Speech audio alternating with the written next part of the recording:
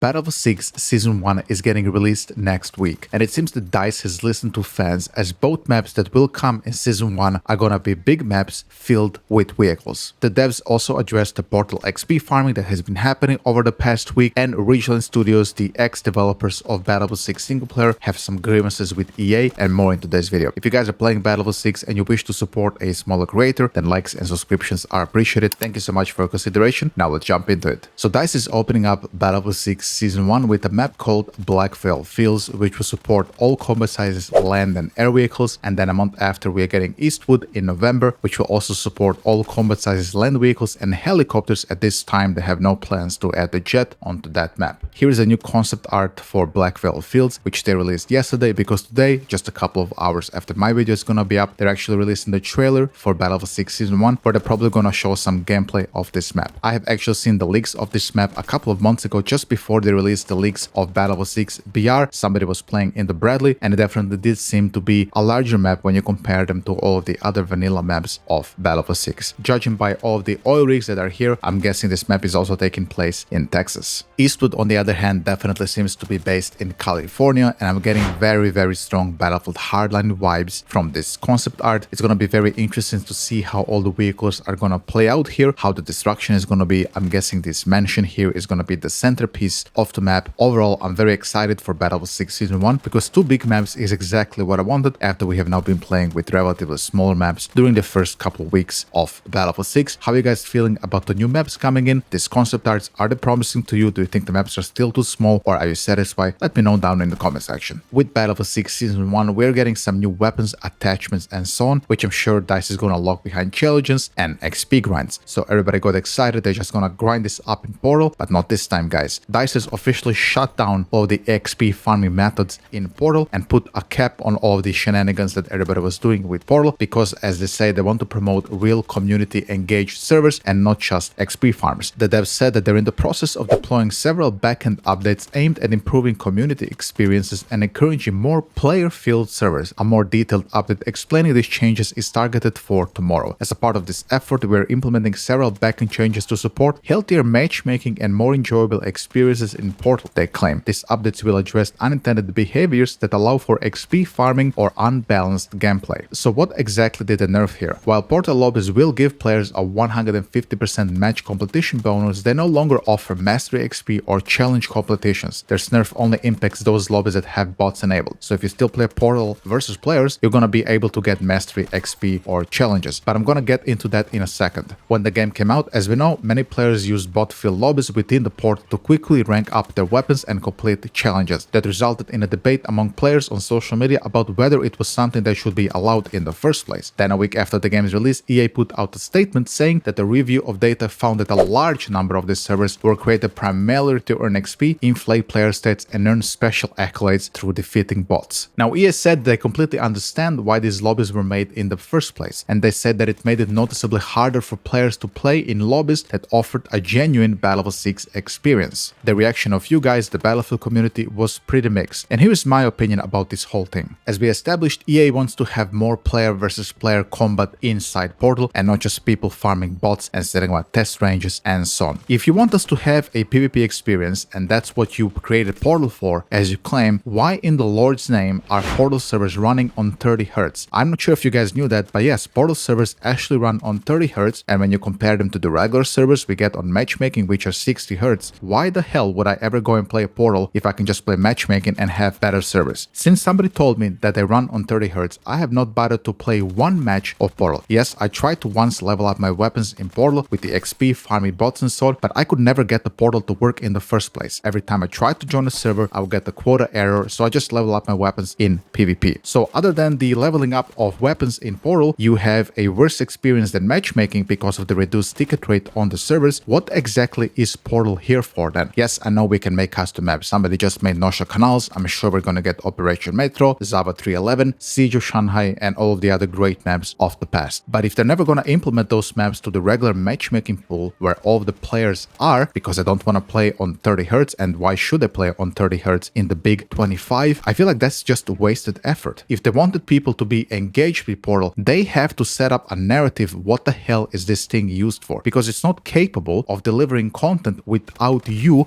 leading it, if you guys know what I mean. Set up then some map contests, and then the best map that wins that contest is gonna get implemented into the matchmaking pool. Many of the other games, for example, Killing Floor 1 and Killing Floor 2 from Tripwire Interactive, also had custom map makers who were making maps, but they weren't just made for nothing. The best map which was created was implemented then into the vanilla game and branded as, you know, a badass map which we want that you guys play in our vanilla experience. And that's just not happening with Portal, at least not at the current time. So once again, just like with Battlefield 2042, it appears to me at least that Portal is a wasted effort. In fact, just a couple weeks ago, Insider Gaming reported that 88% of Battlefield players don't care about Portal at all. Remember, this was when the XP farming was enabled. In an email circulated by EA, a poll within revealed a range of 4 items that players had to vote on to determine which element of Battlefield 6 they're most looking forward to. By order of most popular to least popular, here are the results of that poll. So 39% for destruction, 30% for the turn of the campaign, 18% for maps, modes, and weapons, and then Portal last at 12%. Now, of course, we don't know how many players voted on this poll, so maybe the results are a little bit skewed, but judging from my friends, I know a lot of people in Battlefield. I don't know a single person who used Portal for anything else other than XP farming. And now that it's gone, they're never gonna play it again, at least with 30Hz service being there.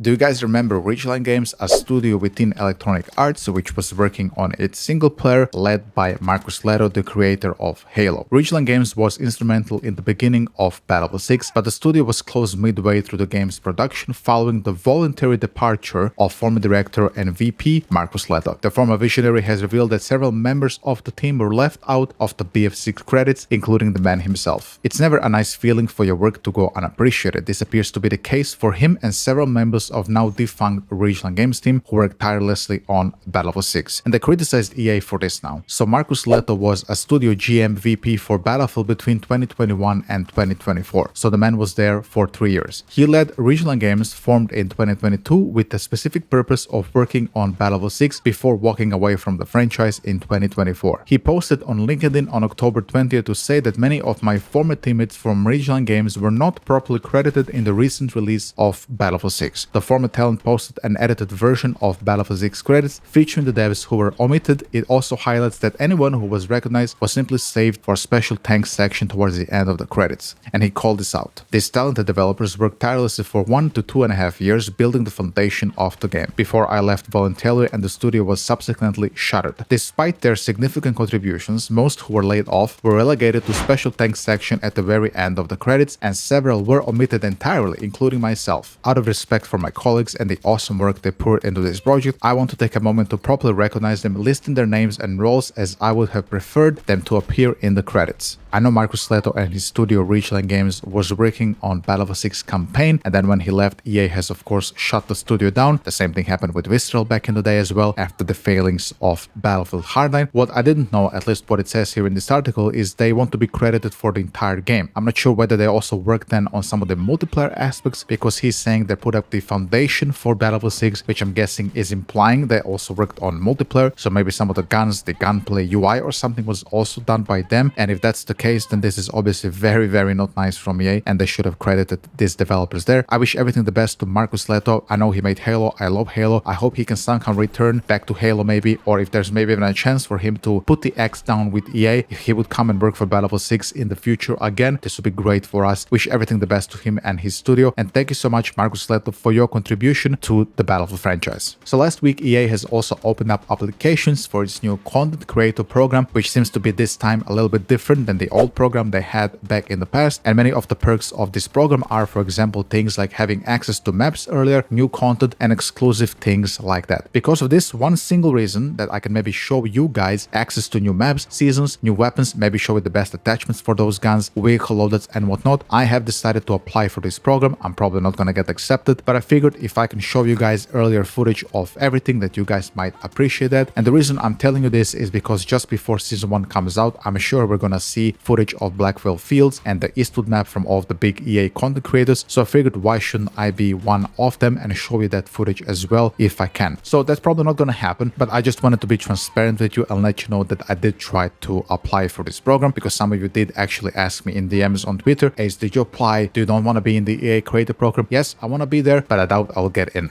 I'm currently preparing for Season 1. I'm trying to level maybe some of the longer range weapons that Battlefield 6 has to offer, because I have only been playing with MP5 and M4 basically since the game came out. I'm loving now the G3A3 and some of the auto snipers, so soon I will have guides maybe for one of those weapons out as well. You guys did give me 100 likes on my MP5 guide, so I figured maybe you want to have something for the longer range maps we are getting in Battlefield 6 Season 1, so you have that to look forward to just before Season 1 comes out. With that being said, guys, if you enjoyed watching this video, then likes and subscriptions are highly appreciated for a smaller creator. Thank you so much for watching. Have a great day. This is Ace signing out. Peace.